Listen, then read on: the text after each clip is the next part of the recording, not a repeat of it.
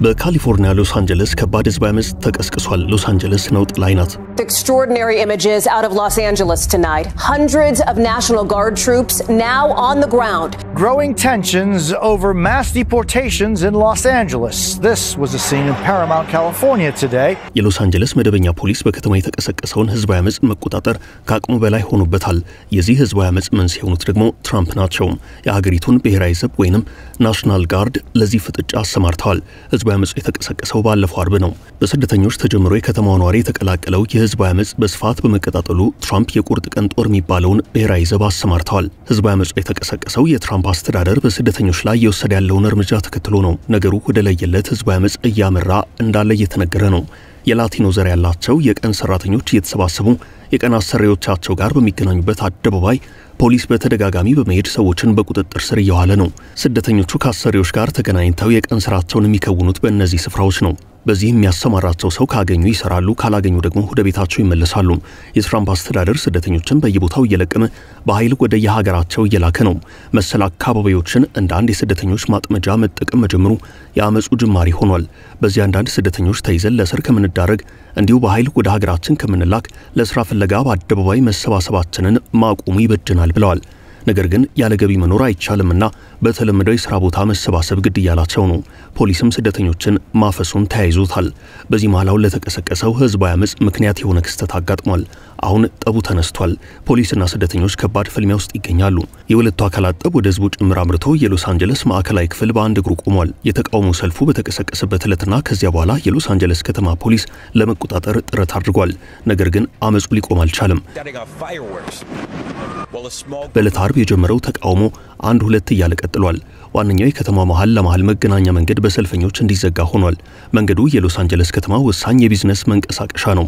ፍጥነት መንገድም አለው። መንገዱን ጥርቅም አድርጎ የዘጋው መሻገሪያዎችን እንዲሁም በመንገዱ መግቢያና መውጫዎች ላይ የወጣው ከፍተኛ ቁጥር ያለው ሰልፈኛ ነው። ከመንገዱ መዘጋት ባሻገር ተሽከርካሪዎች ተቃጥለዋል። በአጠቃላይ አስፈሪ ክስተት እየታየ ነው። ሎስ አንጀለስ ሰልፈኞቹ ለመበተንና መንገዶቹን ለማስከፈት ሄሊኮፕተሮችን ሳይቀር አሰማርታለች። ግን ደግሞ የታመቀ ቅሬታ ነበርና አልሆነም። ከብዙ ግብግብ በኋላ ፖሊስ ሰልፈኞቹን በመበተን መንገዱ እንደገና እንዲከፈት አድርጓል። መንገዱን ለመክፈት በተካሄደው እንቅስቃሴ የታሰሩ ሰዎች መኖራቸውን የካሊፎርኒያ የፍጥነት መንገድ ተቆጣጣሪ ተቋም በኤክስ ገጹ አስታውቋል። የተለያዩ የከተማ ጎዳናዎች ሰልፈኞች የሚያቀጣጥሏቸው ርችቶችና የጸጥታ ኃይላት የሚጠቀሙት የመሳሪያ ድምጽ የሚስተጋባባቸው ሆነዋል። በአንድ የከተማ ክፍል ንብረትነታቸው ዋይሞ የተባለ የትራንስፖርት ኩባንያ የሆኑ ሰው አልባ የኤሌክትሪክ ተሽከርካሪዎች ተቃጥሎ ታይተዋል። በዚህ የተነሳ የታክሲ አገልግሎት አቅራቢው ዋይሞ በሎስ አንጀለስ ዳውንታውን የሚሰጠውን አገልግሎት አቋርጧል። በብዙ አቅጣጫ ሎስ አንጀለስ ቀውጥ ሆናለች። ዘረፋ የተካሄደባቸው አካባቢዎች መኖራቸውንም ለማወቅ ተችሏል። የጸጥታ ኃይላት አስለቃሽ ጢስና የፕላስቲክ ጥይት በመተኮስ ክስተቱን ለመቆጣጠር እየሞከሩ ነው። የጸጥታ ኃይላት ፔፐር ስፕሬይ የተባለውን በከፍተኛ ደረጃ የሚያቃጥል አስለቃሽ ጢስ ጭምር ተጠቅመዋል። ግን ደግሞ በታሰበው ደረጃ ህዝባዊ አመጹን መቆጣጠር አልቻሉም። በዚህ መሃል ነበር ትራምፕ የለም ይሄ ነገር ከአቅም በላይ የሆነ ነው፣ እናም የሀገሪቱን ብሔራዊ ዘብ ወይንም ናሽናል ጋርድ መጠቀም ያስፈልገኛል ሲሉ ወደዚህ እርምጃ የገቡት። እጅግ አስፈሪ ነው የተባለው ጦር በአሁኑ ሰዓት ሎስ አንጀለስ ከተማ ገብቷል። ትራምፕ ያዘዙት 2000 የሚጠጋውን የዚሁ ጦር ክፍል ነው። አሁን ባለው ሁናቴ ትራምፕ ብሔራዊ ዘብ ወይንም ናሽናል ጋርድ የሚባለውን የጸጥታ ክፍል ጠርተው ወደ ሎስ አንጀለስ ከተማ አሰማርተዋል። ከጦሩ መሰማራት ባሻገር ሌላም አነጋጋሪ ክስተት እየተነሳ ነው። ይኸውም ፕሬዚደንቱ በእርግጥ ይህንን እስከ አፍንጫ የታጠቀ ጦር ማሰማራት ይችላሉ ወይ የሚለው ጉዳይ ነው። ነገርየው ከህግ አንጻር በሰፊው እያነጋገረ ነው። ትራምፕ እስከዛሬ ድረስ የነበረውን የ100 ዓመታት የአሜሪካ የዲሞክራሲ ታሪክ እየሰባበሩ እያበላሹም ይገኛሉ የሚል የሰላ ትችት ይቀርብባቸዋል። ናሽናል ጋርድ እየተባለ የሚጠራው ብሔራዊ ዘብ በሁለት ባለቤቶች የበላይነት የሚተዳደር ነው። እንደ አሶሲኤትድ ፕሬስ ዘገባ አንደኛው የፌደራሉ መንግስት ሲሆን ሌላኛው ደግሞ ግዛቶች ናቸው። እናም በሀገሪቱ ህግ መሰረት ብሔራዊ ዘቡ ተጠሪነቱ ለግዛቶች ወይንም ለስቴቶች ለፌደራል መንግስቱም በመሆኑ ትራምፕ ጥሪውን ያስተላለፉት ከዚህ የህግ ድጋፍ ጋር በተያያዘ ነው በሚል ሐሳብ እየቀረበ ነው። ሎስ አንጀለስ ከተማ የምትገኝበት ካሊፎርኒያ ግዛት ግን ያማከረኝ የለም ብላለች። እዚህ ጋር ነው ትራምፕ ህገወጥ ስራ እየሰሩ ነው የተባለው። በዚህ መንታ ተጠሪነቱን መሰረት ወይንም ሃይብሪድ ኤንቲቲ አለው የሚባል በመሆኑ አሁን ጠቡ የተነሳበት ካሊፎርኒያ ስቴትም ሆነች ፕሬዚደንት ዶናልድ ትራምፕ ለዚህ ኃይል ጥሪ ማድረግ ይችላሉ። የካሊፎርኒያ ግዛት አመራሮች ናሽናል ጋርዱን የመጥራት ፍላጎት የላቸውም። እንደውም ግዛቷን ሰላም እየነሳት ያለው የትራምፕ አስተዳደር ጠባጫሪ ተግባር ነው ይላሉ። ትራምፕና ሎስ አንጀለስ የምትገኝባት ካሊፎርኒያ አልተግባቡም። ካሊፎርኒያ በአሜሪካ ከሚገኙት የፌደራል ግዛቶች መካከል ትልቋ ናት። ያላት የኢኮኖሚ አበርክቶ በዚያኑ መጠን ከፍተኛ ነው። የፖለቲካ ተጽዕኖዋም የጎላ ነው። ሆኖም የትራምፕን በርካታ አካሄዶች በመቃወም ረገድ ካሊፎርኒያ ግንባር ቀደም ናት። በሕጉ መሰረት ትራምፕ ብሔራዊ ዘቡን ወደ ሎስ አንጀለስ ሲልኩ የካሊፎርኒያውን ገዢ ጋቪን ኒውሶምን አላማከሩም። በዚህም ገዢው በትራምፕ የተናጠል ውሳኔ ክፉኛ ብስጭት ገብቷቸዋል። ይህ የትራምፕ የተናጠል ውሳኔ ወደ ፍርድ ቤት ሊያመራ ይችላል ተብሏል። እንደ አሶሲኤትድ ፕሬስ ዘገባ ከሆነ ፕሬዚደንቱ ከስቴት አመራሮች ጋር በመመካከር የጋራ አቋምን በመያዝ ብሔራዊ ዘቡን በሶስት ምክንያቶች ሊጠሩ ይችላሉ። በዚህ መሰረት አንደኛው አሜሪካ ስትወረር ወይንም የወረራ ስጋት ውስጥ ስትገባ፣ ሁለተኛው በፌደራሉ መንግስት ወይንም በግዛቶቹ ላይ አደገኛ የሆነ ህዝባዊ አመጽ ሲቀሰቀስ ሲሆን፣ ሶስተኛው ደግሞ ፕሬዚደንቱ በተሰጣቸው ስልጣን መሰረት በመደበኛው የህግ ስርዓት ወይንም ህግ ማስከበር ሲሳናቸው ይህንን ማድረግ ይችላሉ። ጦሩ ተጠሪነቱ ለግዛቶች ወይንም ለስቴቶች እንዲሁም ለፌደራሉ መንግስት ጭምር በመሆኑ በህግ የተጠቀሱት ችግሮች ተፈጥሯል ተብሎ ሲታመን ኃይሉ እንዲሰማራ ይደረጋል።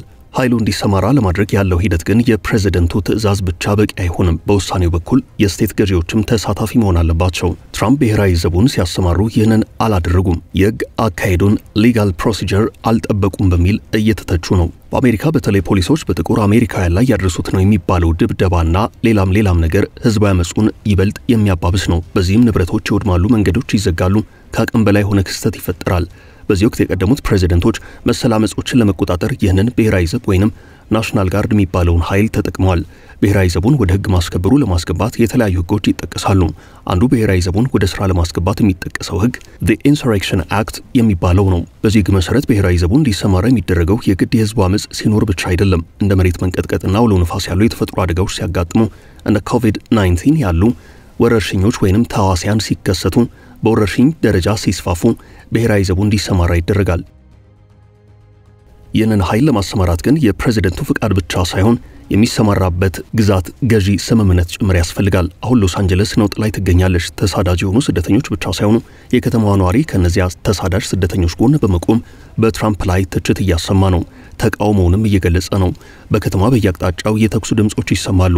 ያስለቃሽ ጥይት ድምጽና ርችቶች ከህዝቡ መንገድ መዘጋት ጋር ተደብላልቁ የውጥረቱን ንረት ከፍ አድርጎታል። ትራምፕ የተባለ ሰው በመንቀን ስልጣን ይዞ ሰላማችንን ነሳ፣ የዚህ ሰው የወራት የስልጣን ቆይታ ጊዜ ዓመታት ሆነብን የሚሉ በስተዋል። ትራምፕ በበኩላቸው ያሰብኩትን እፈጽማለሁ፣ ህገወጥ ስደተኞችን እመነጥራለሁ፣ ያሉኝ 3 ዓመታት ከአጋማሽ ጊዜያት በሚገባን ጥፍጥፌ እጠቀማለሁ ብለዋል። ትራምፕ በአስተዳደር ዘመናቸው ነውጥ የሚለያቸው ሰው አይደሉም።